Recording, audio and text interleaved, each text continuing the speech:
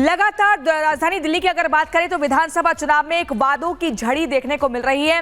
हर एक पार्टी अपनी तरफ से जोर आजमाइश कर रही है, लेकिन अब बीजेपी के संकल्प पत्र की बात करें तो आज उसका भाग 2 आने वाला है। इससे पहले वाले संकल्प पत्र में आपने सुना होगा कैसे महिलाओं पर ध्यान केंद्रित किया गया, लेकिन अब आज जब दूसरा भाग इस संकल्प पत्र का आएगा जिसे अनुराग ठाकुर की तरफ से संबोधित किया जाएगा, इसमें मुख्य तौर पर बिजली, पानी और युवाओं को फोकस किया जा सकता है।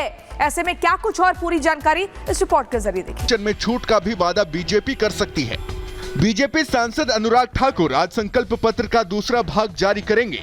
बीजेपी के इन वादों को आम आदमी पार्टी के किए गए वादों की काट के तौर पर देखा जा सकता है, क्योंकि आम आदमी पार्टी ने पहले से ही दिल्ली वासियों के लिए कई तरह के वादे कर रखे हैं।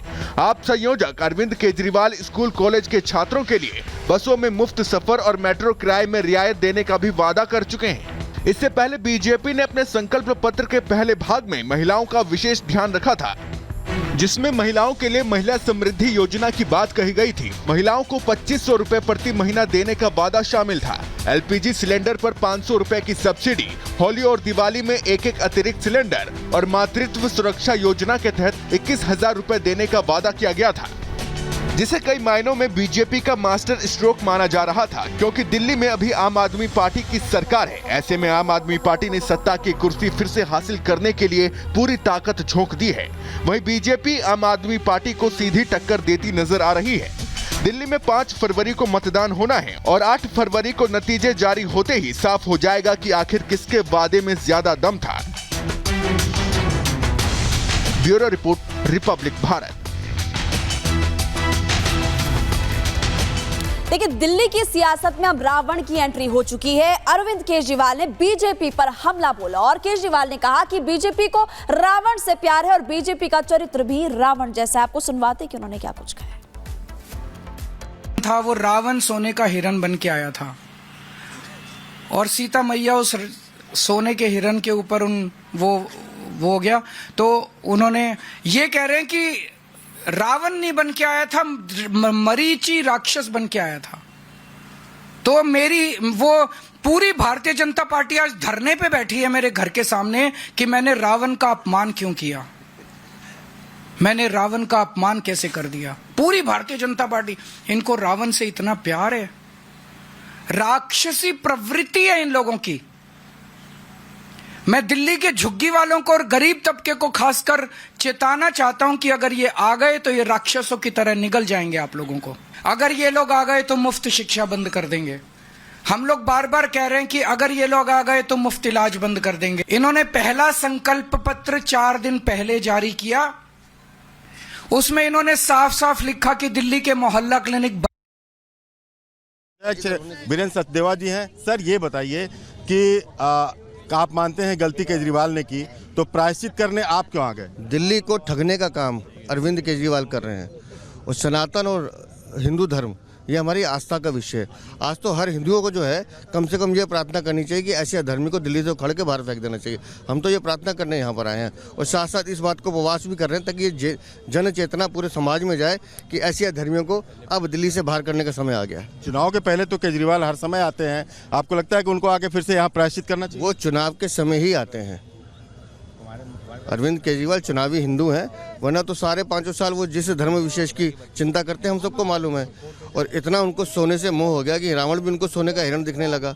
शीश महल में जिस सोने का उन्होंने आडंबर रचा है, आज तक उस सोने से बाहर नहीं आ रहे। तो भ्रष्टाचार में अधर्मी और चुनावी हिंदू अरविंद केजरीवाल, उसका न्याय तो प्रभु श्री राम ही करेंगे। एक सवाल और है कि सैफ अली खान पर हमला हुआ, उसको लेकर के एलजी ने लेटर लिखा है रोहिंग्या और बांग्लादेशी को बाहर करने का, उस पर आप क्या कहेंगे? देखिए, अवैध रोहिंग्या बांग्लादेशी इस देश और दिल्ली की सुरक्षा के लिए खतरा है।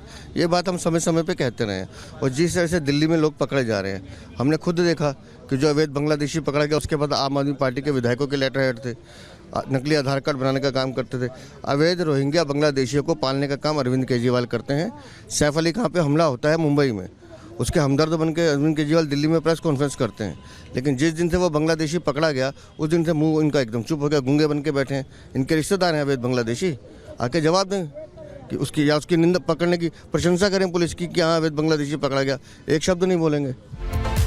तो भगवान राम और रावण को लेकर आम आदमी पार्टी और बीजेपी में जंग लगातार देखने को मिल रही है। आपने सुना अरविंद केजरीवाल ने यहां बीजेपी पर निशाना साधा, तो बीजेपी का यह मानना है कि चुनावी हिंदू बनकर अरविंद केजरीवाल इन चुनावों में आ चुके हैं, लेकिन इसके बाद जब चुनाव के रिजल्ट आ जाएंगे तो उसके बाद वो गायब हो जाएंगे। इस रिपोर्ट को आप देखिए।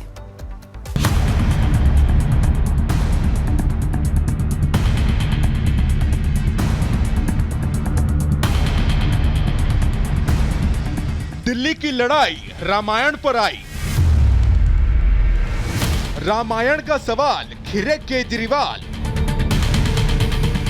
दिल्ली के चुनावी घमासान में अब रावण ने भी एंट्री ले ली है। सोमवार को दिल्ली के सीएम अरविंद केजरीवाल ने रामायण को लेकर एक बयान दिया, जिस पर अब घमासान छिड़ा हुआ है। रामचंद्र जी खाने का इंतजाम करने जंगल में गए, माता सीता को अपनी झोपड़ी में छोड़ गए और लक्ष्मण को बोले कि तू सीता मैया की रक्षा करेगा।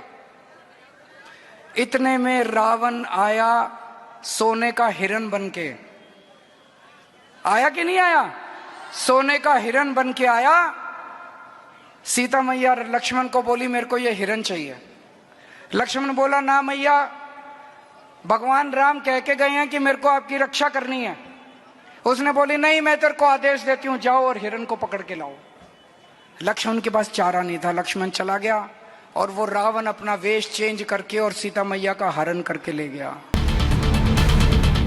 तो सुना आपने, अरविंद केजरीवाल कहते दिख रहे हैं कि भगवान राम वनवास काट रहे थे, तब रावण सोने का हिरण बनकर आया था, जबकि रामायण के अनुसार रावण के संकेत पर मारीच हिरण बनकर आया था। बीजेपी ने केजरीवाल को उनके इसी बयान पर घेर लिया और अब अरविंद केजरीवाल पर चुनावी हिंदू समेत रामायण का अपमान करने का आरोप लगा रही है। अरविंद केजरीवाल चुनावी हिंदू हैं, वरना तो सारे 5 साल वो जिस धर्म विशेष की चिंता करते हैं हम सबको मालूम है। और इतना उनको सोने से मोह हो गया कि रावण भी उनको सोने का हिरण दिखने लगा। शीश महल में जिस सोने का उन्होंने आडंबर रचा है, आज तक उस सोने से बाहर नहीं आ रहे। तो भ्रष्टाचार में अधर्मी और चुनावी हिंदू अरविंद केजरीवाल, उसका न्याय तो प्रभु श्री राम ही करेंगे। इस व्यक्ति का सत्य सनातन से, हिंदू धर्म से, राम की कहानियों से कोई दूर दूर तक सरोकार नहीं। आप किसी गांव में जाकर के एक बूढ़ी माता जी से पूछ देंगी कि वो सोने का मृग बन के कौन आया, तो लोग कहेंगे मारीच बन के आया। ये विधर्मी अरविंद केजरीवाल बोल रहे हैं कि रावण मृग बन के आया। ये कौन यूनिवर्सिटी से पढ़े थे अरविंद केजरीवाल? अरविंद केजरीवाल ने भी पलटवार करते हुए बीजेपी को राक्षसी प्रवृत्ति का बता दिया और रावण का समर्थन करने का आरोप लगाया।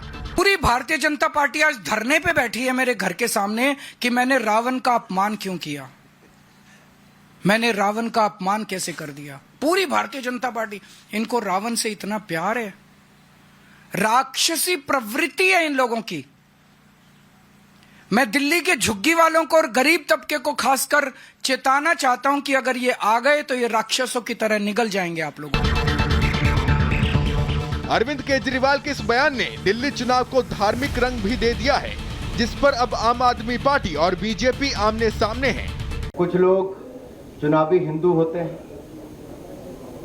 एक्सीडेंटल हिंदू होने का काम भी करते हैं, और शायद उनको ये भी नहीं पता कि सोने का हिरण बनके रावण नहीं राक्षस मारीच आए। इनकी अपनी भी शिक्षा और ज्ञान अधूरा है। और बीजेपी रावण को अपना कुल देवता मानती है, रावण के अपमान पे उपवास कर रहे हैं ये।